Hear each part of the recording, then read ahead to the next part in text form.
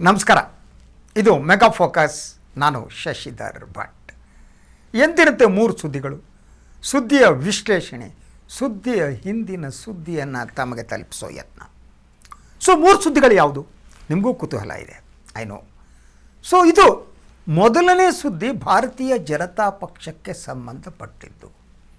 ಭಾರತೀಯ ಜನತಾ ಪಕ್ಷ ಈಗ ಧರ್ಮ ಸಂಕಟದಲ್ಲಿದೆ. ಯಾಕೆ ಧರ್ಮ ಸಂಕಟ? ಏನದು? ಧರ್ಮಕ್ಕೂ ರಾಜಕಾರಣಕ್ಕೂ ಇರುವ ಸಂಬಂಧ ಯಾವುದು? ಎಲ್ಲವನ್ನ ಹೇಳ್ತಾ ಹೋಗ್ತೀನಿ. ಅವರ ಧರ್ಮ ಸಂಕಟಕ್ಕೆ ಭಾಳ ಮುಖ್ಯವಾದ ಕಾರಣ ವಿಧಾನ ಪರಿಷತ್ ಚುನಾವಣೆಯಲ್ಲಿ ನಡೆದ ಅಡ್ಡ ಮತದಾನ. ಚುನಾವಣೆ ಅದು ಗೌಪ್ಯವಾಗಿ ನಡೆಯುವಂಥದ್ದು, ಗೌಪ್ಯ ಮತದಾನ. ಕಳ್ಳರು ಯಾರು? ಕಳ್ಳರು ಕಂಡುಹಿಡಿಯೋದು ಹೇಗೆ? ಬಿ ಜೆ ಪಿಯ ರಾಜ್ಯ ನಾಯಕರಿಗೂ ಅರ್ಥ ಆಗ್ತಾ ಇಲ್ಲ, ರಾಷ್ಟ್ರ ನಾಯಕರಿಗೂ ಅರ್ಥ ಆಗ್ತಾ ಇಲ್ಲ. ಒಂದು ರೀತಿಯಲ್ಲಿ ರಾಜ್ಯ ನಾಯಕರಿಗೆ ಬೇಸರ ಇದೆ, ದುಃಖ ಇದೆ, ಅಸಹಾಯಕತೆ ಇದೆ. ಹಾಗೆಯೇ ಕೇಂದ್ರ ನಾಯಕತ್ವಕ್ಕೆ ಸಿಟ್ಟಿದೆ. ಒಂದು ವಿಧಾನ ಪರಿಷತ್ ಚುನಾವಣೆಯನ್ನು ನಿಮಗೆ ಹ್ಯಾಂಡಲ್ ಮಾಡೋಕ್ಕೆ ಆಗಲ್ಲ ಅಂತಂದರೆ ನೀವು ಯಾವ ಸೀಮೆ ನಾಯಕರು? ಈ ಪ್ರಶ್ನೆಯನ್ನು ಕೇಳ್ತಾ ಇರುವವರು ಅಮಿತ್ ಶಾ, ಹಾಗೆಯೇ ಬಿ ಜೆ ಪಿ ರಾಷ್ಟ್ರಾಧ್ಯಕ್ಷರು. ಈ ಬಗ್ಗೆ ವಿವರಣೆ ಪಡೆಯುವುದಕ್ಕಾಗಿ ರಾಜ್ಯ ಬಿ ಜೆ ಪಿ ಅಧ್ಯಕ್ಷ ವಿಜಯೇಂದ್ರ ಅವರನ್ನು ದೆಹಲಿಗೆ ಕರೆಸಿಕೊಳ್ಳಲಾಗಿದೆ. ಈಗಾಗಲೇ ಅವರು ದೆಹಲಿಯಲ್ಲಿದ್ದಾರೆ. ಅಶೋಕ್ ಮಧ್ಯಾಹ್ನದ ಹೊತ್ತಿಗೆ ದೆಹಲಿಗೆ ಹೊರಡಬಹುದು. ಸಂಜೆ ಅವರು ಬಿ ಜೆ ಪಿ ನಾಯಕರ ಜೊತೆ ಚರ್ಚೆ ಮಾಡ್ತಾರೆ. ನಾಳೆ ಬಿ ಜೆ ಪಿ ರಾಷ್ಟ್ರೀಯ ಅಧ್ಯಕ್ಷ ನಿತಿನ್ ನಬೀನ್ ಜೊತೆ ಚರ್ಚೆ ನಡೆಯುವ ಸಾಧ್ಯತೆ ಇದೆ. ಏನೇನು ಮಾತನಾಡ್ತಾರೆ? ಇದಕ್ಕೆ ನೀವು ಸ್ವಲ್ಪ ಇದರ ಕ್ರೊನಾಲಜಿಯನ್ನು ನೋಡ್ತಾ ಬರಬೇಕು, ಅವರ ಮನಸ್ಥಿತಿಯನ್ನು ಅರ್ಥ ಮಾಡ್ಕೊಳ್ಳೋದಕ್ಕೆ. ಅದರಂತೆ ಇದನ್ನು ನಾನು ಹೇಳಿದೆ ನಿಮಗೆ, ಧರ್ಮ ಸಂಕಟ ಅಂತ. ಏನು ಧರ್ಮ ಸಂಕಟ ಅದು? ಅದು ಬಹಳ ಕುತೂಹಲಕರವಾದ್ದು. ಸನ್ಮಾನ್ಯ ವಿಜಯೇಂದ್ರ ಅವರು ಒಂದು ಹೇಳಿಕೆಯನ್ನು ಕೊಟ್ಟರು, ತಾವೆಲ್ಲ ಗಮನಿಸಿರ್ತೀರಿ. ಏನು ಅಂದರೆ, ನಾನು ಶಾಸಕರು ಎಲ್ಲ ಸೇರಿ ಧರ್ಮಸ್ಥಳಕ್ಕೆ ಹೋಗ್ತೀವಿ, ಅಲ್ಲಿ ಶಾಸಕಾಂಗ ಪಕ್ಷದ ಸಭೆ ನಡೆಸ್ತೀವಿ ಮತ್ತು ಧರ್ಮಸ್ಥಳದ ದೇವರೇನಿದ್ದಾರೆ ಮಂಜುನಾಥ ಸ್ವಾಮಿ ಅವ್ರ ಮುಂದೆ ಆಣೆ ಮಾಡಿಸ್ತೀವಿ ಅಂತ. ಈ ಸ್ಟ್ರಾಟಜಿ ಏನದು? ದೇವರ ಮುಂದೆ ಆಣೆ ಮಾಡಿದ ತಕ್ಷಣ ಕಳ್ಳರು ಸಿಕ್ಕಾಗ್ತಾರ? ಅಂತಹ ಒಂದು ಭಯ ಶಾಸಕರಿಗೆ ಇರುತ್ತಾ? I don't think so. ಯಾಕೆಂದರೆ ಒಬ್ಬರು ಶಾಸಕರಾಗಿರುವವರು ಬಹುತೇಕ ಜನ ಭಯ, ಲಜ್ಜೆ ಇತ್ಯಾದಿಗಳನ್ನೆಲ್ಲ ಬಿಟ್ಟಿರ್ತಾರೆ. ಅವರು ಒಂದು ಪಕ್ಷದಿಂದ ಆಯ್ಕೆಯಾಗಿ ಬಂದವರು ಇನ್ನೊಂದು ಪಕ್ಷಕ್ಕೆ ಮತ ನೀಡಬಾರದು ಅನ್ನೋದೇನಿದೆ ಅದು ಸಂವಿಧಾನಬದ್ಧವಾದ್ದು. ಅದನ್ನು ನೀವು ಪಕ್ಷ ನಿಷ್ಠೆಯನ್ನೇ ಸಂವಿಧಾನಬದ್ಧವಾಗಿ ನಿರ್ವಹಿಸುವ ಕರ್ತವ್ಯವನ್ನೇ whatever it may be. ಆದರೆ ಇವತ್ತಿನ ರಾಜಕಾರಣ ಎಷ್ಟು ಕಲುಷಿತ ಆಗಿದೆ ಅಂತಂದರೆ, ಆದರೆ ಇದು ಬಿ ಜೆ ಪಿ ಬೇರೆಯವರನ್ನ ದೂರುವ ಸ್ಥಿತಿಯಲ್ಲಿಲ್ಲ. ಯಾಕಂದರೆ ಇಂಥ ಸ್ಥಿತಿಯನ್ನು ನಿರ್ಮಾಣ ಆಗ್ಬೋದರಲ್ಲಿ ಒಂದು ಪಕ್ಷದಲ್ಲಿದ್ದು ಇನ್ನೊಂದು ಪಕ್ಷಕ್ಕೆ ಹೋಗಿ ಅಲ್ಲಿ ಏನೇನೋ ಮಾಡಬಾರ್ದೆಲ್ಲ ಮಾಡುವಂಥ ಕೆಲಸ ಇದೆಯಲ್ಲ, ಆ ಸಂಪ್ರದಾಯವನ್ನು ಬೆಳೆಸಿದ್ದೇ ಬಿ ಜೆ ಪಿ. ಈಗ ಏನು ಮಾಡಿದ್ದಾರೋ ಅವರೇ ಅನುಭವಿಸುವ ಸ್ಥಿತಿ ಈ ವಿಧಾನ ಪರಿಷತ್ ಚುನಾವಣೆಯಲ್ಲಿ ಬಂದಿದೆ. So coming to the point ನಾವು, ಧರ್ಮಸ್ಥಳಕ್ಕೂ ಇವರು ಅಡ್ಡ ಮತದಾನಕ್ಕೂ ಏನು ಸಂಬಂಧ?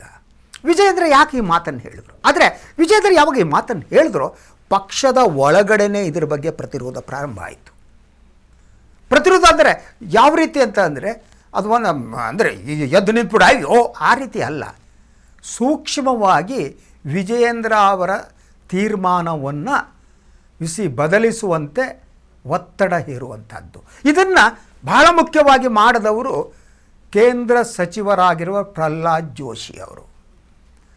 ಅವರು ಹೇಳಿದ್ರು, ನಾನು ಅಧ್ಯಕ್ಷರ ಜೊತೆ ದೂರವಾಣಿಯಲ್ಲಿ ಮಾತಾಡಿದ್ದೀನಿ ಮತ್ತು ಈ ಧರ್ಮಸ್ಥಳ ಬೇಡ ಅಂತ ಹೇಳಿದ್ದೀನಿ ಅಂದರು ಸನ್ಮಾನ್ಯ ಪ್ರಹ್ಲಾದ್ ಜೋಶಿ. ಪ್ರಹ್ಲಾದ್ ಜೋಶಿ ಅವರು ಹೇಳಿದ ತಕ್ಷಣ ಅದೇ ಧ್ವನಿಯಲ್ಲಿ ಮಾತನಾಡಿದವರು ಸುರೇಶ್ ಕುಮಾರ್ ಅವರು ಕೂಡ ಧರ್ಮಕ್ಕೂ ಅಂದರೆ ಇವರು ಧರ್ಮ ಮತ್ತು ರಾಜಕಾರಣ ಪ್ರತ್ಯೇಕವಾಗಿರಬೇಕು ಅಂತಾರ? ಧರ್ಮ ಮತ್ತು ರಾಜಕಾರಣವನ್ನು ಸೇರಿಸಿದವರು ಇವರೇ ಅಲ್ವ? ಹಾಗಿದ್ರೆ ಯಾಕೆ ಸುರೇಶ್ ಕುಮಾರ್ ಪ್ರಹ್ಲಾದ್ ಜೋಶಿ ಅವರು ಹೇಳ್ತಿದ್ದಾರೆ? ದೇ ಆರ್ ಟಾರ್ಗೆಟಿಂಗ್ ವಿಜಯೇಂದ್ರ ಏನು ಹೇಳಿದ್ದಾರೋ ಅದನ್ನು ಅವರು ಯಾವ ರೀತಿ ಇಬ್ಬರು, ಅಯ್ಯೋ ನಮ್ಮ ಅಧ್ಯಕ್ಷರಿಗೆ ತುಂಬ ನೋವಾಗಿದೆ ಕಣ್ರಿ, ನೋನಲ್ಲಿ ಹೇಳ್ಬಿಟ್ಟಿದ್ದಾರೆ, ಆದ್ದರಿಂದ ಧರ್ಮಸ್ಥಳಕ್ಕೆ ಬೇಡ.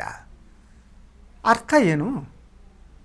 ಅಂದರೆ ಕಳ್ಳರನ್ನು ರಕ್ಷಿಸುವುದಕ್ಕಾಗಿ ಮಾಡ್ತಾ ಇದ್ದಾರೋ, ಯಾಕೆ ಬೇಡ ಅಂತಿದ್ದಾರೆ. ಈ ಧರ್ಮಸ್ಥಳಕ್ಕೆ ಹೋಗೋದೆಲ್ಲ ಸರಿಯೋ ತಪ್ಪು ಅನ್ನೋದು ಬೇರೆ ಕಡ್ರಿ, ನನ್ನ ಅಭಿಪ್ರಾಯನೂ ಬೇರೆ, ಅದ್ರ ಬಗ್ಗೆ ಮಾತನಾಡಲ್ಲ. ಆದರೆ ಇವರ ಅಭಿಪ್ರಾಯ ಬೇರೆ ಅಲ್ವಾ? ಇವರು ಯಾಕೆ, ಯಾವ ಕಾರಣದಿಂದ ಬೇಡ ಅಂತಿದ್ದಾರೆ? ಕಳ್ಳರ ರಕ್ಷಣೆಯೇ ಅವ್ರ ಉದ್ದೇಶ ಆದರೆ ನಾನೇನು ಮಾಡೋಕ್ಕಾಗಲ್ಲ ಅವ್ರ ಪಕ್ಷದ್ದು. ಅಥವಾ ವಿಜೇಂದ್ರ ಅವ್ರ ಕಾಲೆಳೆಯುವುದಕ್ಕಾಗಿ ಈ ಮಾತನ್ನು ಹೇಳಿದ್ರು. ಹಾಗೆ ಇನ್ನೂ ಕೆಲವರು ಇದೇ ರೀತಿಯ ಅಭಿಪ್ರಾಯವನ್ನು ವ್ಯಕ್ತಪಡಿಸಿದ್ದಾರೆ. ರಾಜ್ಯ ಬಿ ಜೆ ಪಿ ಒಳಗಡೆ ಭಾಳ ಸ್ಪಷ್ಟವಾಗಿ ಈ ಡಿಫ್ರೆನ್ಸಸ್ ಆಫ್ ಒಪಿನಿಯನ್ ಕಾಣ್ತಾ ಇದೆ ಈ ವಿಚಾರದಲ್ಲಿ. ಇದನ್ನು ಸಂಪೂರ್ಣವಾಗಿ ಭಿನ್ನಮತ ಅಂತ ಹೇಳಬೇಕೋ ಬೇಡೋ ಅನ್ನೋ ಡಿಫರೆಂಟ್ ಇಶ್ಯೂ. ಯಾಕೆಂದರೆ ಬಿ ಜೆ ಪಿ ರಾಜಕಾರಣವನ್ನು ನೋಡ್ತಾ ಬಂದರೆ ವಿಜೇಂದ್ರ ಅವರನ್ನು ವಿರೋಧಿಸುವ ದೊಡ್ಡ ಪಡೆ ಪಕ್ಷದಲ್ಲಿದೆ. ಅದರಲ್ಲಿ ಪ್ರಹ್ಲಾದ್ ಜೋಶಿಯವರು ಇದ್ದಾರೆ ಅಂತ ಹೇಳಬೇಕಾಗಿಲ್ಲ, ಎಲ್ಲರಿಗೂ ಗೊತ್ತು. ಮತ್ತು ಪ್ರಹ್ಲಾದ್ ಜೋಶಿಯವರೀಗ ಬಿ ಜೆ ಪಿ ರಾಜ್ಯ ಅಧ್ಯಕ್ಷರಾಗೋದಕ್ಕೆ ಹೊರಟಿದ್ದಾರೆ ಅನ್ನೋ ಸುದ್ದಿ ಕೂಡ ಇದೆ.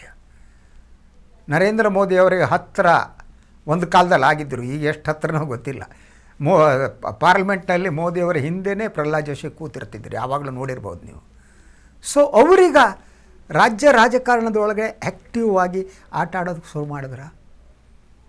Whether it is B J P Brahmins versus non Brahmins fight. ಯಾಕೆಂದರೆ ಪ್ರಹ್ಲಾದ್ ಜೋಶಿ, ಸುರೇಶ್ ಕುಮಾರ್ ಎಲ್ಲ ಒಂದೇ ಸಮುದಾಯಕ್ಕೆ ಸೇರಿದವರು. ಸೊ ಪವರ್ಫುಲ್ ಆದಂತಹ ಯಾವ ಒಂದು ಬ್ರಾಹ್ಮಣ ಸಮುದಾಯ, ಮೇಲ್ಜಾತಿ ಸಮುದಾಯಗಳಿವೆ, ಅಥವಾ RSS ಕೃಪಾಶೀರ್ವಾದ ಇರುವವರು ವಿಜೇಂದ್ರ ವಿರುದ್ಧ ಸೈಡಿನಿಂದ ಹೊಡೆದು ನಿಂತಿದ್ದಾರಾ? ಇಂತಹ ಪ್ರಶ್ನೆಗಳಿವೆ. ಸೊ ಹೈಕಮಾಂಡ್ ಜೊತೆ ಅವರು ಇವತ್ತು ಮಾತಾಡಿದ ಮೇಲೆ ಹೈಕಮಾಂಡ್ ಇದಕ್ಕೆ ಒಪ್ಪಿಗೆ ಕೊಡುತ್ತೋ ಇಲ್ಲವೋ ಗೊತ್ತಿಲ್ಲ. ಒಪ್ಪಿಗೆ ಕೊಟ್ಟರೆ ಈ ಶಾಸಕರೆಲ್ಲ ದೊಡ್ಡ ಒಂದು ಒಟ್ಟು 63 ಜನ ಉಳಿದ ನಾಯಕರೆಲ್ಲ ಸೇರಿ ಧರ್ಮಸ್ಥಳಕ್ಕೆ ಹೊರಟು ಬಿಡ್ತಾರೆ. ಅಲ್ಲಿ ಶಾಸಕಾಂಗ ಪಕ್ಷದ ಸಭೆ ಸೇರಿ ಅವರು ಅಣ್ಣಪ್ಪ ಸ್ವಾಮಿಯ ಎದುರು, ಮಂಜುನಾಥ್ ಎದುರು ಆಣೆ ಪ್ರಮಾಣ ಮಾಡ್ತಾರಂತೆ. ಆದರೆ ಭಾಳ ಮುಖ್ಯವಾಗಿ ಧರ್ಮಸ್ಥಳದ ವೀರೇಂದ್ರ ಹೆಗ್ಗಡೆ ಇವರೇನಿದ್ದಾರೆ, ಅವರು ಬಿ ಜೆ ಪಿಯಿಂದ ರಾಜ್ಯಸಭಾ ಸದಸ್ಯರಾದವರು. ಅವರು ಲೀಡ್ ತಗೊಬಿಟ್ಟು ನಾನೇ ಪಂಚಾಯತಿಗೆ ಮಾಡ್ತೇನೆ ಅಂತ ಮಾಡಿದರೆ ಬೇರೆ ಪ್ರಶ್ನೆ. ಆದರೆ ದೇವರನ್ನು ಯಾಕೆ ಹೇಳ್ತೀವಿ? ವೀರೇಂದ್ರ ಹೆಗ್ಗಡೆ ಅವ್ರನ್ನ ಹೇಳಿರಿ, ಈಸ್ ಅ ಪೊಲಿಟಿಷಿಯನ್ ಅಲ್ವಾ? ವೀರೇಂದ್ರ ಹೆಗ್ಗಡೆ ಅವ್ರ ಜೊತೆ ಕೂತ್ಕೊಂಡು ಯಾರ್ಯಾರು ಅಡ್ಡ ಮತದಾನ ಮಾಡಿದ್ದಾರೆ, ಯಾರ್ಯಾರು ಕಳ್ಳ ಮತದಾನ ಮಾಡಿದ್ದಾರೆ ಹುಡುಕೊಡಿ ಅಂಥೇಳಿ ಅವರು ಕಬಡೆ ಹಾಕ್ಬಿಟ್ಟು ಇನ್ನೊಂದು ಹಾಕ್ಬಿಟ್ಟು ಅವರು ಯಾರು ಅಂತ ಕಂಡುಹಿಡಿದ್ರು ಓಕೆ, ಕಂಡುಹಿಡಿಬೋದು. ಯಾಕಂದರೆ ದೇವ್ರಿಗಿಂತ ಭಾಳ ಸಂದರ್ಭದಲ್ಲಿ ದೇವ್ರ ಸುತ್ತಮುತ್ತಲೇ ಇರೋರು ಹೆಚ್ಚು ಪವರ್ಫುಲ್ ಆಗಿರ್ತಾರೆ ಕಣ್ರಿ. ದೇವ್ರಿಗಿಂತ ಹೆಚ್ಚು ಪವರ್ಫುಲ್ಲು ಇಂಡಿಯಾದಲ್ಲಿ ಅದು ಹಾಗೇನೆ. ಸೊ ದೇವ್ರ ಪಕ್ಕ ಇರೋರು ಒಂದು ರೀತಿ ದೇವ್ರನ್ನ ತಮ್ಮ ನಿಯಂತ್ರಣದಲ್ಲಿ ಇಟ್ಕೊಳ್ಳೋರು. ಆದರೆ ಎಂಥ ವೈರುಧ್ಯ ಗೊತ್ತಾ? ನನಗಿರುವ ಅನುಮಾನ, ಧರ್ಮಸ್ಥಳದ ಏನು ದೇವರಿದ್ದಾರೆ ಮಂಜುನಾಥ ಸ್ವಾಮಿ ಮತ್ತು ಅಣ್ಣಪ್ಪದ ಸ್ವಾಮಿ, ಅವರು ಧರ್ಮಸ್ಥಳದೇ ಇದ್ದಾರಾ ಅಥವಾ ದೇವರು ಅಲ್ಲಿಂದ ಹೊರಟು ಹೋಗಿದ್ದಾರಾ ಅನ್ನೋ ಅನುಮಾನ ಬರುವ ಹಾಗಿದೆ. ಯಾಕೆಂದರೆ ಧರ್ಮಸ್ಥಳದಲ್ಲಿ ನಡೆದಂತಹ ಅಮಾಯಕರ ಅನ್ಐಡೆಂಟಿಫೈಡ್ ಡೆತ್ ರಿಪೋರ್ಟ್ಸ್ ಏನಿದೆ ಅದಕ್ಕೆ ಸಂಬಂಧಪಟ್ಟ ಹಾಗೆ ಯಾವುದಕ್ಕೂ ಕೂಡ ದೇವರು ಕಣ್ಣು ಯಾಕೆ ಬಿಡಲ್ಲ? ಅಂಥ ದೇವರು ಈಗ ಬಿ ಜೆ ಪಿ ರಾಜಕಾರಣದೊಳಗೆ ಇಂಟರ್ಫಿಯರ್ ಆಗ್ತಾರಾ? ಸೌಜನ್ಯ ಪ್ರಕರಣದಲ್ಲಿ, ಪದ್ಮಲತಾ ಪ್ರಕರಣದಲ್ಲಿ, ಆನೆಮಾವುತ ಪ್ರಕರಣದಲ್ಲಿ, ವೇದವಲ್ಲಿ ಪ್ರಕರಣದಲ್ಲಿ, ಯಾವ ಪ್ರಕರಣದಲ್ಲೂ ಕೂಡ ತಪ್ಪಿತಸ್ಥರಿಗೆ ಶಿಕ್ಷೆಯಾಗುವಂತೆ ನೋಡಿಕೊಳ್ಳದಿರುವ ದೇವರು ಈಗ ಬಿ ಜೆ ಪಿ ರಾಜಕಾರಣದಲ್ಲಿ ಕಳ್ಳರನ್ನ ಹಿಡಿತಾನ? ಕೊಲೆ ಮಾಡಿದವ್ರನ್ನ ಹಿಡಿದಿರುವ ದೇವರು ಹಿಡಿತಾನೆ? ಈ ಪ್ರಶ್ನೆಗಳು ಕೇಳ್ತವೆ. ಆದ್ದರಿಂದ ಧರ್ಮಸ್ಥಳದ ಎಲ್ಲ ಚಟುವಟಿಕೆಗಳನ್ನು ನೋಡಿ ದೇವರು ಅಲ್ಲಿಂದ ಹೊರಟು ಹೋಗಿರ್ಬೋದಾ? ದೇವರು ಕಣ್ಣು ಮುಚ್ಚಿ ಕುಳಿತಿದ್ದಾನ ಅಲ್ಲಿ? ದೇವರು ಯಾಕೆ ಪ್ರತಿಕ್ರಿಯೆ ನೀಡ್ತಾ ಇಲ್ಲ? ತಪ್ಪಿತಸ್ಥರಿಗೆ ಶಿಕ್ಷೆ ಆಗಲಿ ಅಂತ ದೇವರನ್ನ ಹೇಳಬೇಕಾದ ದೇವರು ಈಗ ಏನನ್ನೂ ಮಾಡದಿರುವ ಸ್ಥಿತಿ ಅಲ್ಲಿದೆಯಾ? ನನಗೆ ಪ್ರಶ್ನೆಗಳಿವೆ. ನಾನು ಕೂಡ ಹಿಂದೂ ಧರ್ಮದಲ್ಲಿ ಹುಟ್ಟಿದವನಾಗಿ ನನಗೆ ಹೆಮ್ಮೆ ಇದೆ. ನಾನು ಹಿಂದೂ ಅಂತ ಹೇಳ್ಕೊಳಕ್ಕೆ ನನಗೇನು ಬೇಜಾರಿಲ್ಲ ಅದಕ್ಕೆ. ಆದರೆ ಧರ್ಮಸ್ಥಳ ಇವತ್ತು ರಾಜಕೀಕರಣಗೊಂಡು ಯಾವ ಹಂತಕ್ಕೆ ಬಂದಿದೆ ಅಂತ. ಅಲ್ಲಿ ದೇವರಿದ್ದರೆ ದೇವರು ಎಲ್ಲವನ್ನು ಬಿಟ್ಟು ಅವನು ಕೈಲಾಸಕ್ಕೋ ಇನ್ನೆಲ್ಲೋ ಹೊರಟೋಗ್ಬಿಡಬೇಕು, ಆ ಸ್ಥಿತಿ ಇದೆ. ಈಗ ಮತ್ತೆ ಬಿ ಜೆ ಪಿ ಧರ್ಮ ಮತ್ತು ರಾಜಕಾರಣವನ್ನು ಸೇರಿಸಿದೆ. ಸಂಜೆ ಹೊತ್ತಿಗೆ ಗೊತ್ತಾಗುತ್ತೆ ಅವ್ರು ಧರ್ಮಸ್ಥಳಕ್ಕೆ ಹೋಗ್ತಾರೋ ಬಿಡ್ತಾರೋ ಅಂತ. ಆದರೆ ವಿಜಯೇಂದ್ರ ಯೋಚನೆ ಮಾಡಬೇಕಾದ್ದೇನು ಗೊತ್ತಾ?